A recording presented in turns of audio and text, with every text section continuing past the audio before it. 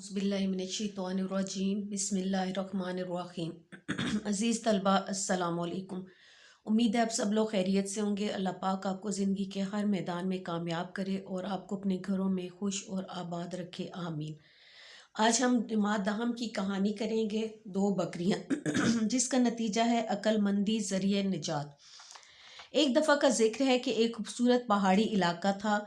हर तरफ सब्ज़ा ही सब्ज़ा था। खूबसूरत आबशारें थीं। नदियों की भरमार ने इस इलाके को और भी चार चांद लगा दिए थे। कहते हैं कि जहाँ सब्ज़ा हो वहाँ इंसान और जानदार सब बसेरा करते हैं, और जहाँ इंसान हो वो अपनी ज़िंदगी गुजारने के मुख्तलिफ रास्तों को भी ढूंढ लेता है। पहाड़ी इलाकों की सबसे बड़ी खामी ये होती है कि वहाँ पर बड़े बड़े रास्तों की बजाय छोटी छोटी पगडंडियाँ होती हैं और एक पहाड़ी से दूसरी पहाड़ी तक जाने के लिए मौजूद होती हैं। पहाड़ों की ढलवान सतह लोगों के गुजरने में रुकावट बनती है, लेकिन सबसे बड़ी रुकावट वहाँ मौजूद नदियों और दरियाओं का बहना होता है, जिसका पानी अगर कम भी हो तो तेज़ ज़रूर होता है, जिसकी वजह से उनको एक जगह से पार करना मुश्किल हो जाता है। इसी तरह एक गांव था जो दो हिस्सों पर मुश्तमिल था।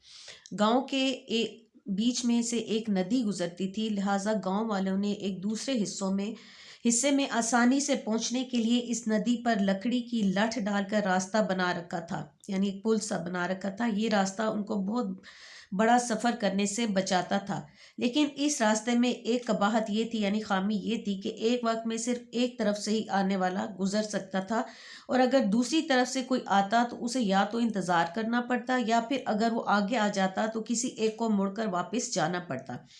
इसी तरह एक वक्त में सिर्फ एक ही बंदा इस लट से गुजर सकता था। खुदा का करना, एक तरफ से बकरी चलती हुई इस लठ के करीब पहुंची और इस नदी को पार करने के लिए उस लठ से गुजरने लगी।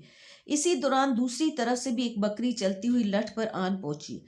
अब दोनों बकरियां जब लठ के दरमियानी हिस्से तक पहुंची तो किसी एक को वापस मुड़ना था, ताकि एक गुजर जाए तो दूसरी भी अपना रास्ता बना ले, लेकिन एक ही पांव पर पीछे मुड़ना बकरी के बस में न था, क्योंकि उसकी चार टांगे उसमें रुकावट थी।